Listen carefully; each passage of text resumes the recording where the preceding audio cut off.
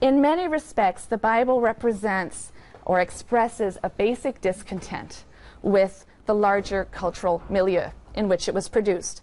And that's interesting for us because a lot of modern people have a tendency to think of the Bible as an emblem of conservatism, right? We tend to think of this as an old fuddy-duddy document. It's outdated, has outdated ideas. And I think the challenge of this course is that you read the Bible with fresh eyes so that you can appreciate it for what it was, and in many ways what it continues to be, a revolutionary cultural critique. We can read the Bible with fresh and appreciative eyes only if we first acknowledge and set aside some of our presuppositions about the Bible. It's really impossible, in fact, that you not have some opinions about this work because it's an intimate part of our culture. So even if you've never opened it or read it yourselves, I bet you can cite me a line or two, an eye for an eye, a tooth for a tooth, and I bet you don't really know what it means. The poor will always be with you. I'm sure you don't really know what that means. These are things and phrases that we hear, and they create within us a certain impression of the biblical text and how it functions. Verses are quoted, they're alluded to, whether to be championed and valorized or whether to be lampooned and pilloried, but we can feel that we have a rough idea of the Bible and a rough idea of its outlook, when in fact what we really have are popular misconceptions that come from the way in which the Bible's been used or misused.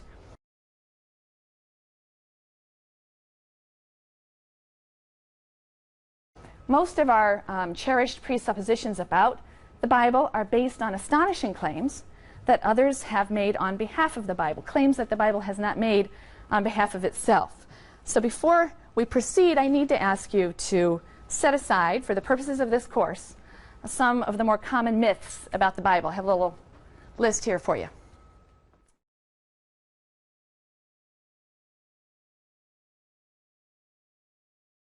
The first is the idea that the Bible's a book. It's not a book. We'll get rid of that one. Okay, the Bible is not a book. With all that that implies, that it has a uniform style and a message and a single author, the sorts of things we think of when we think in a conventional sense of the word book. It's a library, right? It's an anthology of writings or books written and edited over an extensive period of time by people in very different situations, responding to very different issues and stimuli, some political, some historical, some philosophical, some religious, some moral. There are many types or genres of material in the Bible. There's narratives, wonderful narrative stories. There's all kinds of law. There are cultic and ritual texts that prescribe how some ceremony is supposed to be performed. There are records of the messages of prophets. There's lyric poetry. There's love poetry. There are proverbs. There are psalms of thanksgiving and lament. So there's a tremendous variety of material in this library. And it follows from the fact that it's not a book, but an anthology of diverse works, that it's not an ideological monolith. And this is something a lot of students struggle with. Each book or strand of tradition within a book, within the biblical collection, sounds its own distinctive note in the symphony of reflection that is the Bible. Genesis is concerned to account for the origin of things and wrestles with the existence of evil, the existence of idolatry, and suffering in a world that's created by a good God. The priestly texts in Leviticus and Numbers emphasize the sanctity of all life and the ideal of holiness and ethical and ritual purity. There are odes to human reason and learning and endeavor in the wisdom book of Proverbs. Ecclesiastes reads like an existentialist writing from the 20th century. It scoffs at the vanity of all things, including wisdom, and espouses a kind of positive existentialism. The Psalms are very individual writings that focus on individual piety and love and worship of God. Job, possibly the greatest book of the Bible. I won't give away my preferences there. Challenges conventional religious piety and arrives at the bittersweet conclusion that there is no justice in this world or any other, but that nonetheless we're not excused from the thankless and perhaps ultimately meaningless task of righteous living. One of the most wonderful and fortuitous facts of history is that later Jewish communities chose to put all this stuff in this collection we call the Bible. They chose to include all of these dissonant voices together. They didn't strive to reconcile the conflicts, nor did we. nor should we, excuse me, nor should we. They didn't, we shouldn't. Each book, each writer, each voice reflects another thread in the rich tapestry of human experience, human response to life and its puzzles, human reflection on the sublime and the depraved. And that leads me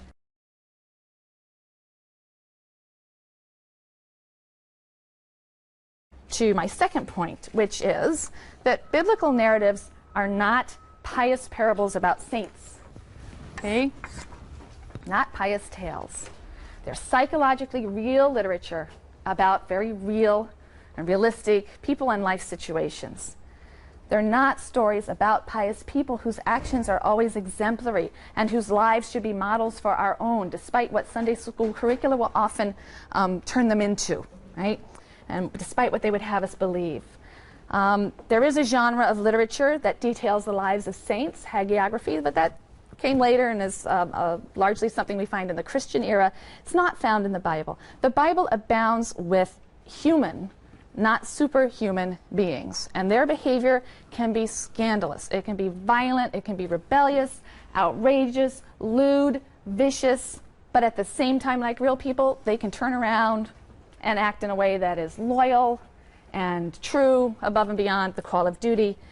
They can change, they can grow. But it's interesting to me that there are many people who, when they open the Bible for the first time, they close it in shock and disgust. Jacob is a deceiver. Joseph is an arrogant, spoiled brat. Judah reneges on his obligations to his daughter-in-law and goes off and sleeps with a prostitute. Who are these people? Why are they in the Bible? And the shock comes from the expectation that the heroes of the Bible are somehow being held up as perfect people. That's just not a claim that's made by the Bible itself. So biblical characters are real people with real, compelling moral conflicts and ambitions and desires, and they can act short-sightedly and selfishly, but they can also, like real people, learn and grow and change. And if we work too hard and too quickly to vindicate biblical characters just because they're in the Bible, then we miss all the good stuff. We miss all of the moral sophistication, the deep psychological insights that have made these stories of such timeless interest. So read it like you would read any good book with a really good author who knows how to make some really interesting characters.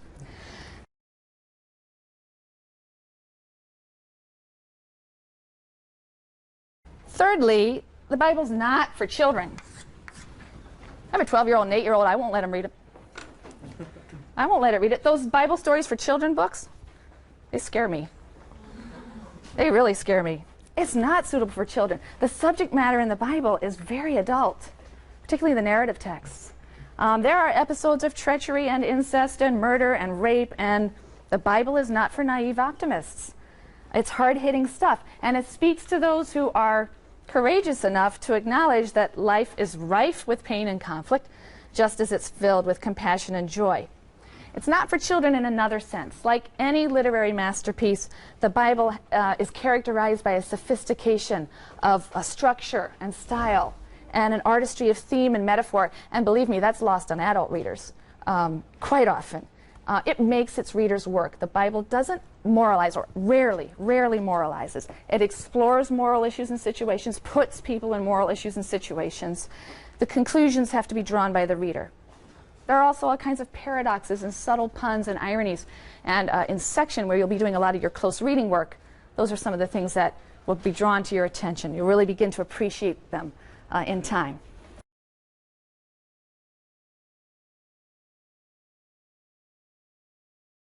The fourth myth we want to get rid of. The Bible is not a book of theology. It's not a catechism or a book of systematic theology. It's not a manual of religion, despite the fact that at a much later time, very complex systems of theology are going to be spun from particular interpretations of biblical passages. You know, there's nothing in the Bible that really corresponds to prevailing modern Western notions of religion, what we call religion.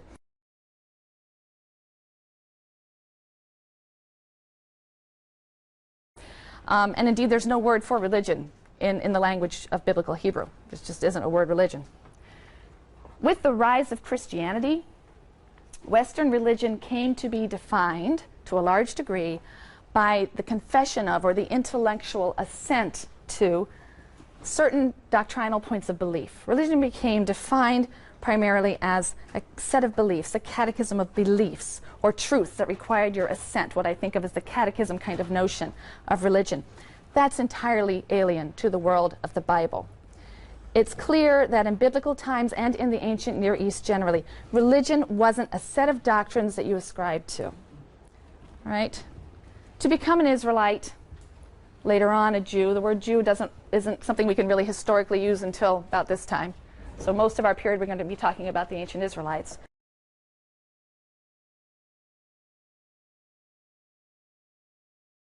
I would point out, well, I don't really need to cross this out. This is something to discuss.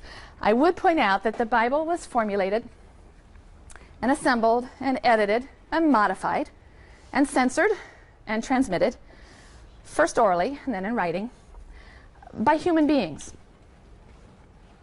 The Bible itself doesn't claim to have been written by God. That belief is a religious doctrine of a much later age, and even then one wonders how literally it was meant. It's interesting to go back and look at some of the earliest claims about the origin of the biblical text. Similarly, the so-called 5 books of Moses, Genesis, Exodus, Leviticus, Numbers, Deuteronomy, the first 5 books we call the Pentateuch of Moses, nowhere claim to have been written in their entirety by Moses. That's not something they say themselves. Some laws in Exodus, the Book of the Covenant, a few things, yes, it says Moses wrote those down, but not the whole 5 books that traditions later will ascribe to him.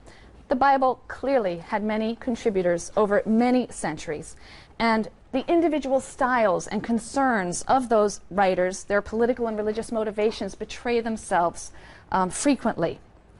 I leave aside here the question of divine inspiration, which is an article of faith in many biblical religions. It's no doubt an article of faith for people in this very room.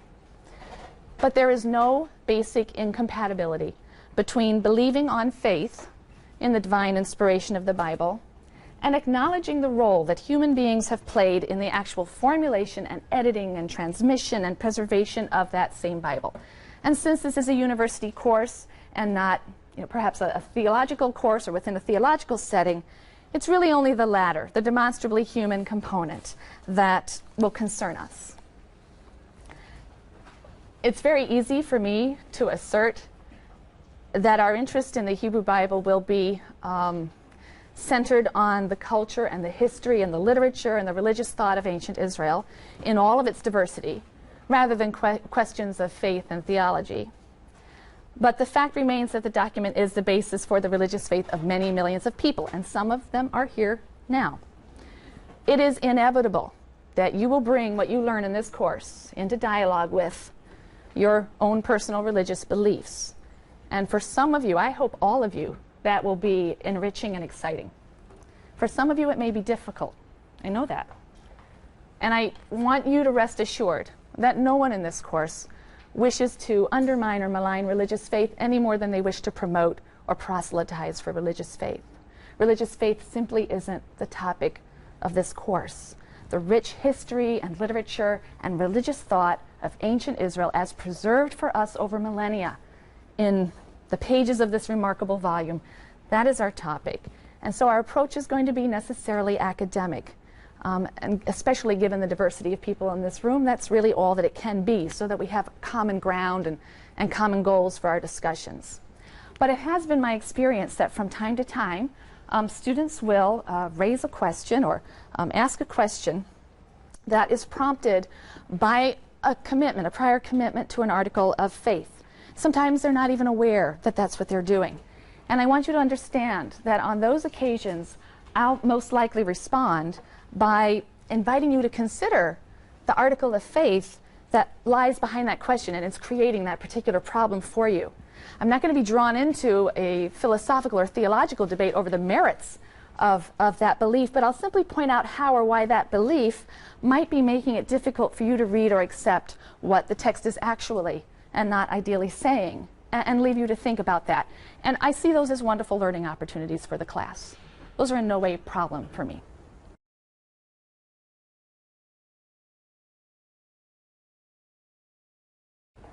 All right, so let's give a few sort of necessary facts and figures now about the Bible, and then I need to talk a little bit about the organization of the course. So those are the last 2 things we really need to do. an overview of the structure of the Bible. So you have a couple of handouts that should help you here. So the Bible is this assemblage of books and writings dating from approximately 1000 BCE. We're going to hear very diverse opinions about how far back this stuff dates, down to the 2nd century. The last book within the Hebrew Bible was written in the 160s BCE. Some of these books, which we think are roughly from a certain date, they will contain narrative snippets or legal materials or traditions, oral traditions that may even date back or stretch back further in time. And they were perhaps transmitted orally and then ended up in these written forms. The Bible is written largely in Hebrew, hence the name Hebrew Bible. There are a few passages in Aramaic. So you have a handout that breaks down the 3 major components. It's the one that's written 2 columns per page. Okay? We're going to talk in a minute about those 3 sections, so you want to have that handy. These writings have had a profound and lasting impact on 3 world religions: Judaism, Christianity, and Islam. For the Jewish communities who first compiled these writings in the pre-Christian era,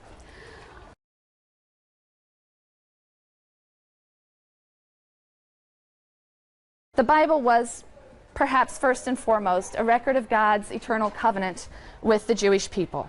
So Jews refer to the Bible as the Tanakh. It's the term you see up here. That should be also on that sheet. Tanakh, which is really the letters T, N, and Ch. And they put little A's in there to make it easy to pronounce, because it's hard to pronounce. So Tanakh, okay? And this is an acronym. The T stands for Torah, which is a word that means instruction or teaching. It's often translated law. I think that's a very poor translation. It means instruction, way, teaching. And that refers to the first 5 books that you see listed here, Genesis through Deuteronomy. The second division of the Bible is referred to as Nevi'im, which is the Hebrew word for prophets. The section of the prophets is divided really into 2 parts because there are 2 types of writing in the prophetic section of the Bible. The first, or former prophets, continues the kind of narrative prose account of the history of Israel, focusing on the activities of Israel's prophets. All right? So the former prophets are narrative texts. The latter prophets are poetic and oracular writings that bear the name of the prophet to whom the writings are ascribed. You have the 3 major prophets, Isaiah, Jeremiah, and Ezekiel, and then the 12 minor prophets, which in the Hebrew Bible get counted together as one book, because a lot of those 12 are very small. Okay? The final section of the Bible is referred to as Ketuvim in Hebrew, which simply means writings, and that's probably about 50% of the Hebrew you're going to get in the whole course. So please don't be scared. I've got 2 or 3 other terms that'll be useful along the way, but there's really no need to know Hebrew. I just want you to understand why Tanakh is the word that's used to refer to the Bible. So the Ketuvim, or the writings, are really a miscellany. They contain works of various types. And the 3 parts correspond very roughly to the process of canonization or authoritativeness for the community.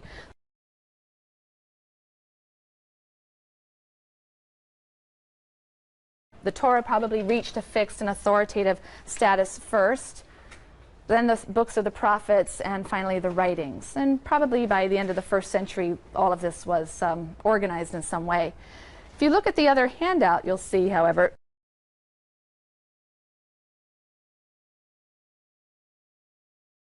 any course on the Bible is going to run immediately into the problem of defining the object of study, because different Bibles served different communities over the centuries. One of the earliest translations of the Hebrew Bible was a translation into Greek known as the Septuagint. It was written for the benefit, it was translated for the benefit of Jews who lived in Alexandria, Greek-speaking Jews who lived in Alexandria, Egypt in the Hellenistic period before, somewhere around the 3rd or 2nd century BCE. The translation has some divergences with the traditional Hebrew text of the Bible as we now have it, including the order of the books. And some of these things are charted for you on the chart that I've handed out. The Septuagint's rationale for ordering the books is temporal. They've clustered books, Genesis through Esther, which tell of things past. The books of Job through the Song of Songs or the Song of Solomon contain wisdom that applies to the present, and then the prophetic books, Isaiah to Malachi, contain or tell of things future.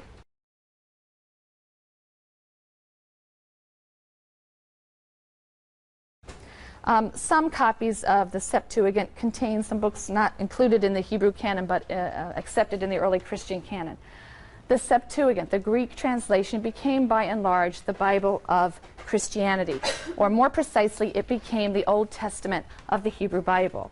The church adopted the Hebrew Bible as a precursor to its largely Hellenistic Gospels. It was an important association for it with an old and respected tradition. Our primary concern is the Bible of the ancient Israelite and Jewish community, the 24 books grouped in the Torah, prophets, and writing on that other sheet, which is common to all Bibles, right? Whether Jewish or Christian, those 24 are the baseline common books. So those are the 24 that we're going to focus on.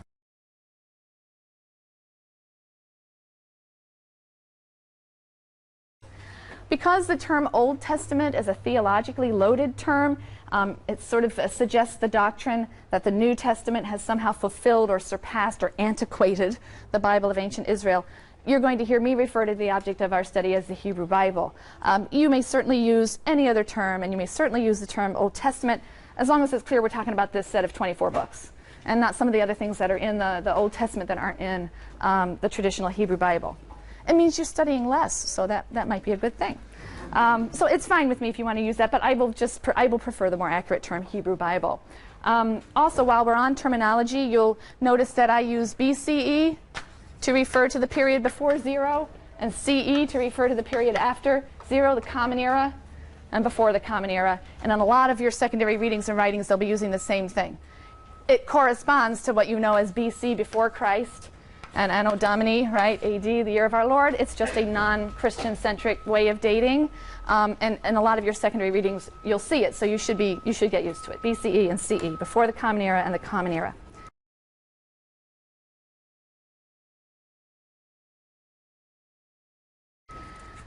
From earliest times, Christians made use of the Bible, but not always in Greek translation. And the Christian Old Testament contains some material not in the Hebrew Bible, as I've mentioned. And some of these works are referred to as the Apocrypha, so you will have heard that term. These are writings that were composed somewhere around here, sort of 200 BCE to 100 CE. They were widely used by Jews of the period. They simply weren't considered to be of the same status of the 24 books. I'm glad they pick up the garbage at 11:10 on Wednesday mornings. But they did become part of the canon of Catholic Christianity, and in the 16th century their canonical status was confirmed for the Catholic Church. With the Renaissance and the Reformation, some Christians became interested in Hebrew versions of the Bible. They wanted to look at the Hebrew and not the Greek translation from the Hebrew. The Protestant Church denied canonical status to the books of the Apocrypha. They said they were important for pious instruction, but excluded them from their canon. There are also some works you may know of referred to as the pseudepigrapha. We'll talk about some of these things in a little more detail later. From roughly the same period, tend to be a little more apocalyptic in nature. And they were never part of the Jewish or the Catholic canon, but there are some Eastern Christian groups that have accepted them in their canon. The point I'm trying to make is that there are very many sacred canons out there that are cherished by very many religious communities, and they're all designated Bibles. So again, we're focusing on that core set of 24 books that are common to all Bibles everywhere, the 24 books of what would in fact be the Jewish Tanakh. Not only has there been variety regarding the scope of the biblical canon in different communities, but there's been some fluidity in the actual text itself. We don't, of course, have any original copies of these materials as they came off the pen of whoever it was who was writing them. And in fact, before the middle of the 20th century, our oldest manuscripts, fragments and manuscripts of the Bible dated to the year 900. That's an awful long distance, right, from the events they're talking about.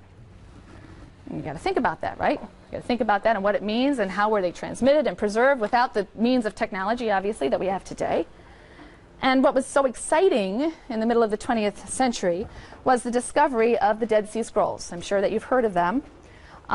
They brought about a dramatic change in the state of our knowledge of the Hebrew our Hebrew manuscript evidence.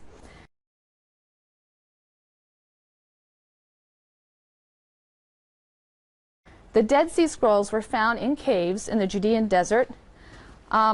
We used to think they were a library of a sectarian community. Now I think they think it was a pottery factory or something. So maybe they were just shoved there by people fleeing the Roman conquest in 70.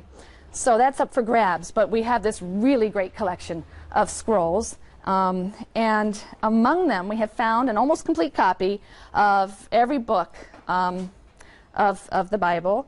Almost complete copy of the book of Isaiah, and then partial or copies or fragments of all of the biblical books, except maybe Esther. Am I wrong about that? I don't think there's an Esther from Qumran. I think that's the only one. And some of them date back to the 4th and 3rd century. So do you understand now why everybody was so excited? Suddenly, we have evidence 13 or 1400 years earlier that people were reading this stuff, and, you know, by and large, it's a pretty constant textual tradition. Sure, there are differences. Sure, there are differences. We see that our manuscripts are not exactly like those fragments, but there is a remarkable degree, a high degree of correspondence, so that we really can speak of a relatively stable textual tradition, but still some fluidity. And that's going to be interesting for us to think about.